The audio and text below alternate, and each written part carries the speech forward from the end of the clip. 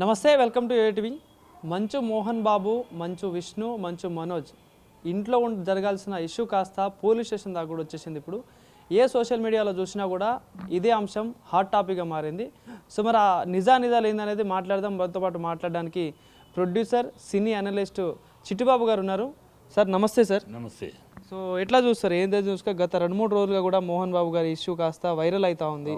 So ఏంది 4 గోడల మధ్యలో జరగాల్సిన గొడవలు కాస్త పోలీస్ స్టేషన్ దాకా వచ్చింది. ఏమై ఉండొచ్చు అనుకుంటున్నారు మీరు? దురదృష్టకరం అమ్మా. అంటే ఇది యాక్చువల్గా మోహన్ బాబు అసలు సెలబ్రిటీ విషయాలు ఇలా బయటికి రావడం చాలా దురదృష్టకరం నిజంగా. ఎందుకంటే ఇది ఒక తండ్రి కొడుకుల మధ్య ఉన్న సమస్య. ఒక దారి తప్పిన కొడుకు, తప్పుదారిలోకి వెళుతున్న కొడుకు, ఆ కొడుకుని సరైన దారిలోకి తెచ్చుకోవాలి అని ఒక తండ్రి పడే తాపత్రయం. అది విషయం. అసలు అది ఆస్తుల గొడవ, ఇంకో గొడవ, ఇవన్నీ తర్వాత విషయాలు. అసలు ఒక తండ్రికి 2 కొడుకుల్లో ఒక కొడుకు చక్కగా ముందుకెళ్తున్నాడు, ఇంకో కొడుకు రోజుకి బ్యాక్ స్టెప్ వెనకడుగు వేస్తున్నాడు. అది భరించలేక ఆ తండ్రి వీడు అన్నీ బాగున్నాయి, పర్సనాలిటీ బాగుంది, అంతా బాగుంది, కానీ ఎందుకు వీడు అని అనలైజ్ చేసుకుంటే వీడు రాంగ్ ప్లానింగ్లు, wrong steps, wrong friendships, wrong ఎన్విరాన్మెంట్లు. సో అక్కడ నుంచి బయటికి తీసుకురావాలి, పిల్లాడిని బయటికి తీసుకొచ్చి సరైన మార్గంలో పెట్టాలి అని ఒక తండ్రిగా పడిన తాపత్రయం.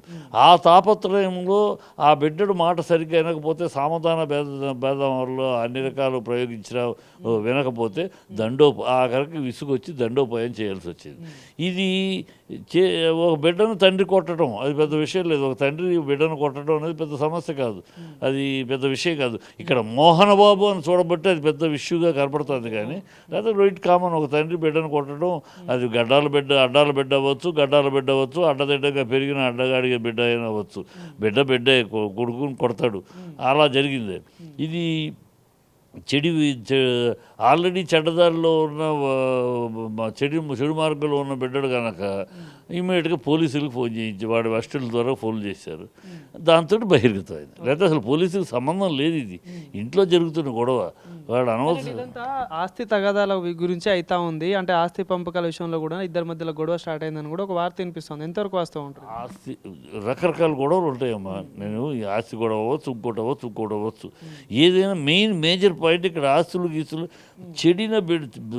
తన బిడ్డడు చెడు మార్గంలో ఉన్నాడు, దారి తప్పి ఎన్నాళ్ళు నేను జీవితంలో ఎన్నో కష్టాలు పడి, ఎన్నో అవస్థలు పడి, అనేక ఆటుపోట్లను ఎదుర్కొని ఇవాళ జీవితం సాధించుకున్నాక నా బిడ్డడేమో చక్కగా వాడికి అప్పచెప్పిద్దాన్ని జాగ్రత్తగా తీసుకుంటూ హ్యాపీగా వాడిని గురించి ఆలోచించిన అవసరం లేదు, that fellow well matured, well settled అని. కానీ రెండో కొడుకు అలా ఉంటే అసలు గుడ్డ మీద చేసుకుని పడుకోదు. కానీ రెండో కొడుకు దాని టోటల్ రివర్స్లో అన్నీ పోగొట్టుకుంటూ, వ్యక్తిత్వం పోగొట్టుకుంటూ, డబ్బులు పోగొట్టుకుంటూ, కెరియర్ పోగొట్టుకుంటూ అంటే ఆ తండ్రిగా ఎట్లాగైనా నయానో భయానో వీడిని దారికి తెచ్చుకోవాలని ఉంటుంది కదమ్మా ఏ తండ్రి అయినా. అదే ప్రయత్నం. అక్కడ ఆస్తులు అడుగుతున్నాడనా, లేదా మందు కొడుతున్నాడనా, పబ్బులకు అలవాటు పడ్డాడనా, రకరకాలు ఉంటాయి కారణాలు అయ్యేనా దారి తప్పిన బిడ్డని మళ్ళీ సరైన మార్గంలో పెట్టుకుంటాం అనేది పాయింట్. అక్కడ ఆ పాయింట్లో జరుగుతున్న సమస్య ఇది. అది ఇప్పుడు వీళ్ళంతా అంటే గేట్లు తోసేసుకొని వెళ్ళడం, ఆయన మనోజ్ని ఇంట్లోకి రానియకపోవడం, ఇదంతా ఏందనో ఉండొచ్చు అనుకుంటున్నాను. మనోజ్ని ఇంట్లో ఎప్పుడైతే మనోజ్ ఈ గొడవలో మోహన్ బాబు అంతు చూస్తానని అన్నాడు ఒక కొడుకుగా, ఆ మోహన్ బాబు అనే పేరు లేకపోతే వీడికి అడ్రస్ లేదు. వీడు బుద్ధి జ్ఞానం లేకుండా, అర్థజ్ఞానం అజ్ఞానంతో, విజ్ఞానం వివేకం లేకుండా మోహన్ బాబు అంతు చూస్తానని అంటంలో ఎంత వచ్చేది. దాంతో ఆయన ఎప్పుడైతే మోహన్ బాబు అంతు చూస్తానని వాడు అన్నాడు, వీడు నా కొడుకే కాదు, వీడు నా ఇల్లు ఇది, నా ఇంట్లో వాడు ఉండటానికి ఇల్లేదు, ఈ మాట అన్నాడు. రేపు అర్ధరాత్రి ఏమైనా చేస్తే, తాగేసి వచ్చి ఏమైనా చేస్తే, సో వీడు నా ఇంట్లో ఉండటానికి ఇల్లేదు. అంటే ఇంట్లో పని మనుషులను కానీ వీళ్ళని కొడుతున్నారు కానీ ఒక వార్త వినిపించింది. నిజమే అంటారు సార్? అది వాడికి ఉంది. మందు కొట్టడం, గొడవ చేయటం, వాళ్ళు కొట్టడం వాడి దగ్గర ఒక అంటే ఇదివరకు లేదు. పెళ్ళైన కాడ నుంచి ఆ టైప్ ఆఫ్ కల్చర్కి అలవాటు పడ్డాడు. మరి వాడు ఎవరి నుంచి వచ్చిందో ఆ కల్చర్ వాడికి గతంలో కల్చర్ ముందు నుంచి ఉంటే ముందు నుంచి వేరు. చూసారు గతంలో సినిమాలో మీరు చేశారు మోహన్ బాబు గారితో కూడా. గతంలో ఇలాంటి కల్చర్ లేదు ఆడికి. ఇప్పుడు ఈ పెళ్ళైన కాడ నుంచి ఈ కొత్త కల్చర్ అలవాటు పరుచుకున్నాడు. దాంతో కొట్టడము, తాగేసి అల్లరి చేయడము, అందరినీ కొట్టడము, ఎవరు పడతారో ఆ రోజుకో గొడవలాగా తయారైపోయింది. అది ఏ తండ్రి భరిస్తాడు? అందుట్లో తన ఇంట్లోనే ఉంచుకుంటూ మార్చాలని ప్రయత్నిస్తే అంత చూస్తానంటే ఇవన్నీ గెట్టవడానికి ఏమంటాడు ఎవడైనా? ఏ తండ్రి అయినా ఇప్పుడు నా కొడుకు నన్ను చిట్టిబాబు అంత చూస్తాను నా కొడుకు అంటే నేను చూస్తూ ఊరుకుంటారా? గెట్టవటం మా వ్యవస్థ అంటాను కదా. అందులో నా సంపాదన నా స్వార్జితం, అది మీ తాత ఇచ్చిన ముళ్ళు అనుకో, ఆ మాట అనలేను. మోహన్ బాబు గారు కూడా అదే అన్నారు. ఏంటంటే నీదంతా నేను సంపాదించుకున్న ఆస్తి, నేను ఎవరికి ఇవ్వాల్సిన అవసరం లేదు, మా నాన్న కూడా నాకేమి ఇవ్వలేదు అని కూడా చెప్పిన. మాకు తెలుసు కదా, గోచిగుడ్డ కూడా ఇవ్వలేన వాళ్ళ నాన్న రూపాయి ఇవ్వలా. మోహన్ బాబు అది తన రక్తాన్ని చెమటని తన క్రమశిష్టతోటి ఒక్కొక్క మెట్టుగా కష్టపడి సాధించుకున్న ప్రతి పైసా మోహన్ బాబు సంపాదనే, ప్రతి పైసా మోహన్ బాబు రక్తమే. అంతేగాని ఎవ్వడు ఇచ్చింది దాఖలా లేవు, మా అందరికీ తెలుసు. కనుక అతను స్వార్జితం, ఇచ్చింది ఇస్తాడు, ఇవ్వను తనంతరం ఉంటుంది. ఈ లోపల నీకు కావాలనుకో, అదేంటంటే కొడుకుగా అడగకూడదు. అడగటం ఎవడో ఏ బుద్ధిమాలినాడు తప్పు అనడు. తండ్రిని అడగచ్చు, ఏ తండ్రి బిడ్డని ఇచ్చింది చాలక ఇచ్చారు కానీ నాకు ఇది సరిపోదు, ఇంకా మీ దగ్గర ఉంది కదా నాకు కొంత ఇవ్వండి, ఇంకా నాకు వేరే వ్యాపారానికి చేసుకోవాలి అని అడగచ్చు. అడగట్లో తప్పు. అడిగే విధానం, ఇస్తావా సస్తావా లేకపోతే నీ ఎంత చూస్తా ఈ గలిదమ్మా. కానీ సార్ ఇక్కడ మనోజ్ గారు కూడా ఏమంటా ఉన్నారంటే మా నాన్న మంచోడే, కానీ ఏదైతే విష్ణు కానీ ఇంకో వినయ్ అనే ఏదైతే వాళ్ళ యూనివర్సిటీలో ఉన్న పర్సన్ వీళ్ళంతా రాంగ్ డైరెక్షన్ ఇచ్చి నా పైన రాంగ్ ఎలిగేషన్ చేసి నా మీద గొడవకు తీస్తున్నారని చెప్పేసి అంటా ఉన్నారు వాళ్ళు. అంటాడబ్బా ఓడలేక మధ్య కూడా తన తప్పును కవర్ చేసుకోవడానికి విష్ణు మధ్య కంప్లైంట్ లేవే. విష్ణు శుభ్రంగా వ్యాపారాలు చేస్తున్నాడు, ఎదుగుతున్నాడు, సక్సెస్ అవుతున్నాడు. మరి విష్ణు మీద ఎందుకు ఎవరు కంప్లైంట్? నీ మీద తాగుడు కంప్లైంట్లు, గొడవలు ఎందుకు? నువ్వే నీ మీద ఎందుకు కంప్లైంట్ ఉన్నాయి? ఉన్నాయి ఏదో కుంటి సాకులు. ఒకళ్ళు సరి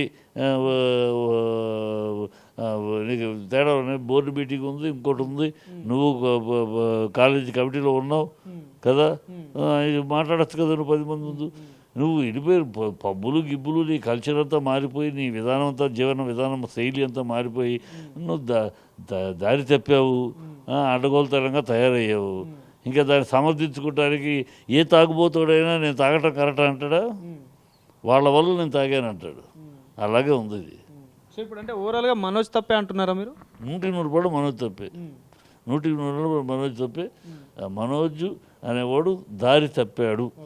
కానీ మరి అంటే ఇంత జరుగుతున్నా కూడా అటు మంచు లక్ష్మి గారు కానీ ఎవరైతే మనోజ్ వాళ్ళ అమ్మగారు వీళ్ళందరూ బయటికి అంటే ఎందుకు మాట్లాడట్లేరు అనుకుంటులేదు కదమ్మా. ఇప్పుడు కూడా మోహన్ బాబు విషయం వరకు ఇంతవరకు తప్పు ఎవరిది ఏందని ఎందుకు ఏదో 4 గోడల మధ్య ఉండేదమ్మా. అది ఎప్పుడు కూడా వాళ్ళకి అలవాట్లేదు. ఏనాడైనా నిర్మల మోహన్ బాబు గారు వైఫ్ బయటకు వచ్చి మాట్లాడటం ఏ విషయంలో విన్నావు నువ్వు? ఎప్పుడు వినలేదు, ఎప్పుడు ఉండదు. ఇక్కడ మనోజ్ గారు ఏమంటా ఉన్నారు అంటే మా అమ్మ నాకే సపోర్ట్ చేస్తుంది, కానీ మా అమ్మ నోరు నొక్కేసి ఇంట్లోనే బంధిస్తున్నారని చెప్పేసి అంటా ఉన్నారు.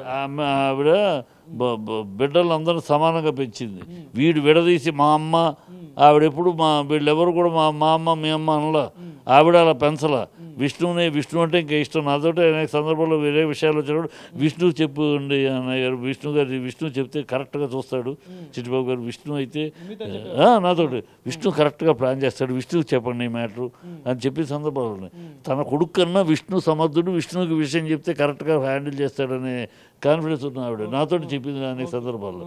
కనుక ఇవన్నీ పిచ్చి మాటలు. మా అమ్మకి చెప్తే నాకే చెప్పుద్ది, మీ అమ్మకి చెప్తే నీకన్నా సమర్థుడు విష్ణు అనే చెప్పుద్దాడు. ఆవిడ పెంచడం కూడా పిల్లలను అలా పెంచడం, ముగ్గురిని సమానంగా చూసింది. తన కడుపును పుట్టిన బిడ్డ, మా మొదటి భార్య ఎవరో తన అక్కే. అలా అందుకని అక్కకు బిడ్డలు నా బిడ్డలు చూడాల. ముగ్గురిని సమానంగా చూసుకుంది. ఎవరికి చాలా కాలం కొత్త వాళ్ళకి ఎవరికి కూడా ఎవరి బిడ్డ కూడా తెలియదు.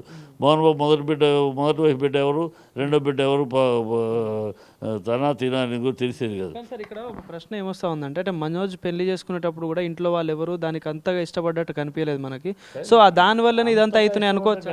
అంతగా ఇష్టపడ్డం కదమ్మా, అసలు ఇష్టపడలేదు. మోహన్ బాబు నో వద్దని చెప్పాడు. అంతగా ఇష్టపడటం ఇదంతా అవుతుంది అనుకోవచ్చు. దానివల్ల కాదమ్మా. ఎందుకు ఇష్టపడలేదు అంటే వాళ్ళ యాటిట్యూడ్స్ వాళ్ళవి మనకు సెట్ కాదు.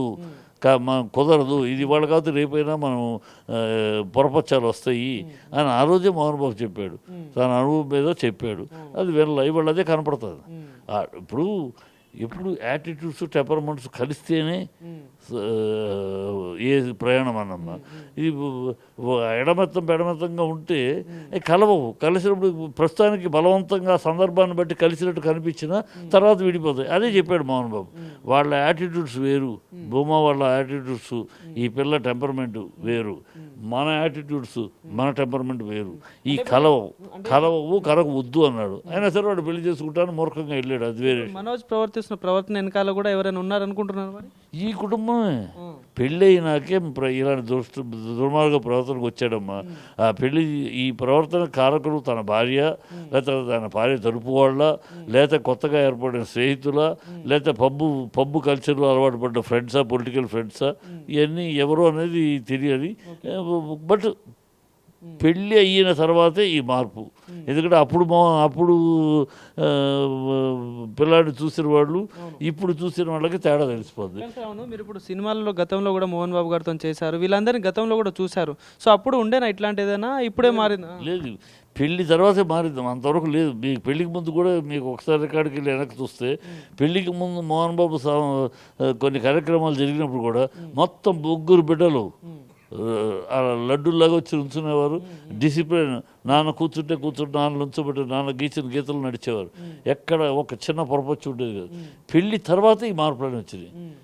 నువ్వెంత అంటే నువ్వెంత స్థాయికి వెళ్ళాడు. అసలు వాళ్ళ నాన్నని గీత గీస్తే గీత దాటని పిల్లలు వీళ్ళు. ఎందుకంటే మొన్న ఒక ఆడియో లీక్ కూడా వచ్చింది నిన్న. సో అందులో కూడా మోహన్ బాబు గారు చెప్తున్న విషయాన్ని బట్టి చూస్తుంటే అదే అర్థమవుతుంది. అంటే ఎంత బాధపడుతూ చెప్తున్న విషయం. అంతేగా మరి, ఏ తండ్రికైనా ఉంటుంది. అందుకనే పాత్రికేయులు అడిగి మోహన్ బాబు మంజు అని చెప్పి మనోజ్ అని చెప్పి చూడకండి, ఆర్టిస్టులు చూడకండి. ఒక తండ్రి కొడుకులు, ఒక తండ్రి 2 కొడుకులు. ఒక కొడుకు మంచి ఉన్నతుడు, మరో కొడుకు తప్పుదారిలోకి వెళ్ళాడు. ఆ తండ్రి పడే మనోవేదన అది చూస్తే, అలా చూస్తే మీకు అర్థమవుద్ది ఈ వేదన.